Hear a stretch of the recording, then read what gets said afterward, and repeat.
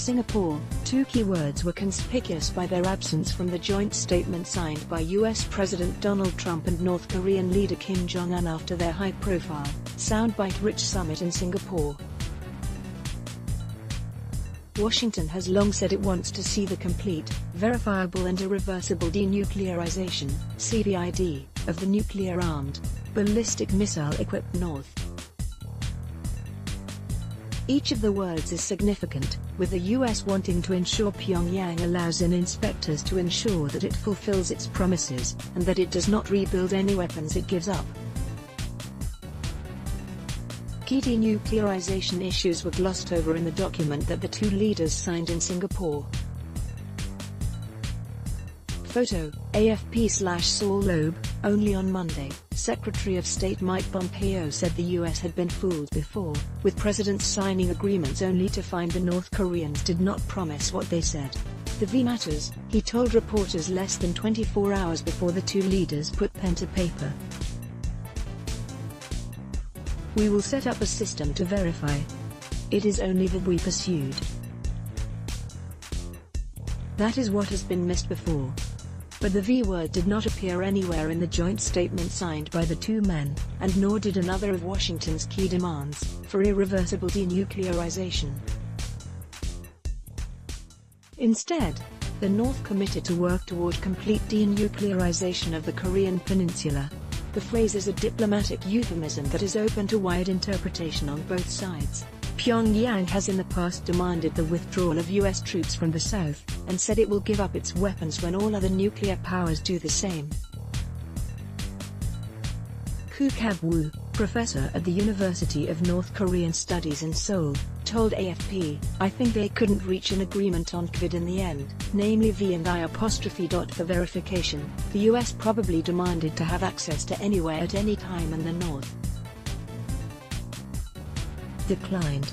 Irreversibility was even more complicated, he said, as it related to data Pyongyang has accumulated over its decades of weapons development, and reassigning its nuclear scientists.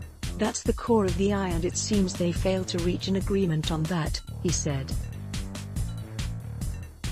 In the event, he pointed out, the topics highlighted in the agreement had similarities to a recent editorial in the Rodong Sinmun, the official newspaper of the North's ruling Workers' Party. "I think there will be a huge backlash in the US," he added. The US and North Korean leaders signed an agreement with a flourish, but critics say it is short on details. Graphic, AFP/John Psyche, Trump told reporters that there had not been time to discuss the details of denuclearization. "I'm here one day," he said. "It wasn't a big point today because really this had been taken care of," adding, "It will be verified. We will be verifying."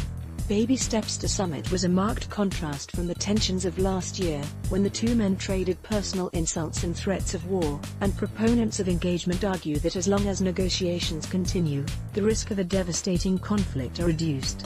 "There's a danger of myopia in looking at this purely through the lens of details and definition of denuclearization," said Yale University professor John Delury, adding it was important to take a big step back and look at the big picture. And Vienna University Korea expert Rudiger Frank said, "Trump saved the process by taking it slow and one baby step at a time, rather than killing it before it starts, like his predecessors did despite the best intentions." Supporters of engagement with North Korea said the details of the agreement were less important than the big picture of starting the denuclearization process.